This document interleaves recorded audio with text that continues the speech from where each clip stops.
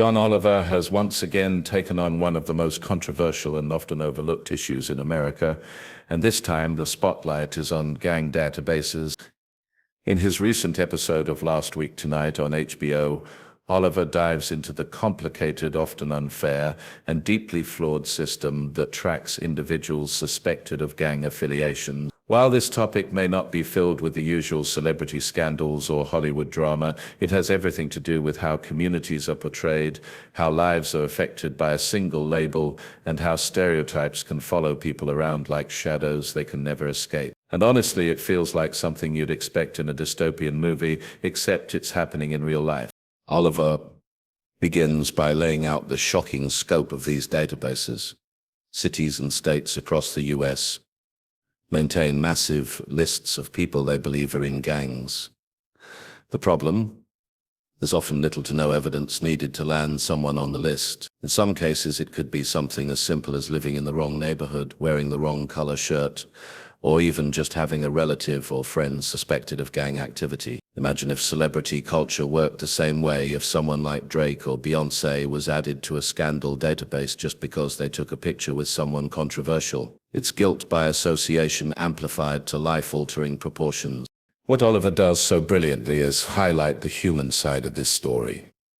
He doesn't just throw numbers at us, he shares real examples of people whose lives have been derailed by being placed in a gang database. Some of them had never committed a crime, and yet they were being tracked and monitored as if they were a threat to society. That's where the celebrity angle sneaks in for us, because when you think about it, celebrities are also constantly tracked, monitored, and judged for who they hang out with. But while for Hollywood stars it becomes gossip fodder, for regular people on these gang lists, it can mean losing opportunities, being denied housing, or even being targeted by police. One of the most shocking revelations Oliver makes is how young some of the people on these lists are.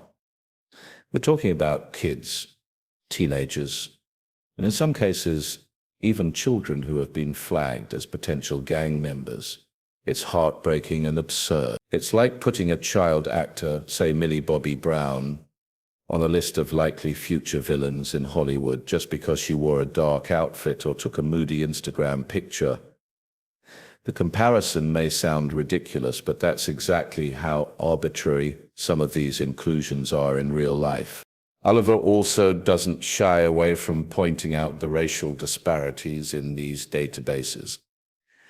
The overwhelming majority of people listed are Black and Latino, which reveals that this is not just a matter of safety, but one of systemic bias. It's painting entire communities as threats without ever proving that individuals have done anything wrong. And this isn't just a minor inconvenience. Being labeled in a gang database can follow someone for years, limiting their chances at education, jobs, and even their freedom. If you compare it to celebrity culture, it's like the industry blacklisting actors and musicians based on rumors instead of facts. We've seen careers nearly destroyed over false associations, but for everyday people, there's no PR team or comeback tour waiting for them. The damage is often permanent.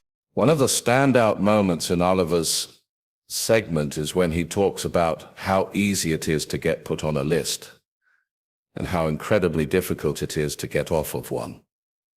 There's little transparency, and in many cases, people don't even know they're on the list until it's too late. Imagine if TMZ suddenly published a list of secret celebrity scandals and your favorite star found their name on it, but when they tried to clear their reputation, they were told, sorry, no appeals. That's essentially what happens here, but instead of gossip headlines, it's real-world consequences. Oliver, in his usual comedic but razor-sharp style, also takes aim at the police departments and lawmakers who defend these lists as necessary tools to combat crime. He acknowledges the very real issue of gang violence, but argues that these databases do far more harm than good by casting too wide a net and criminalizing people who have done nothing wrong. He points out that the system doesn't stop crime, but rather perpetuates cycles of poverty and policing. And just like in the entertainment industry, where overexposure and bad press can ruin a celebrity's reputation, these gang lists ensure that people are forever judged not by who they are, but by the labels slapped on them. The episode also cleverly weaves in humor to keep viewers engaged. That's Oliver's trademark, delivering serious news wrapped in comedy so that it hits harder and stays with you longer. He uses absurd analogies, ridiculous graphics, and sarcastic commentary to break down something that could otherwise feel too heavy or depressing. And honestly, that's part of his genius. It's like when late-night hosts cover celebrity news. Sure, the story may be serious, but the comedy helps us process it, laugh a little, and maybe think a lot more deeply about it afterward. If we bring it back to the world of celebrity culture, there's an interesting parallel.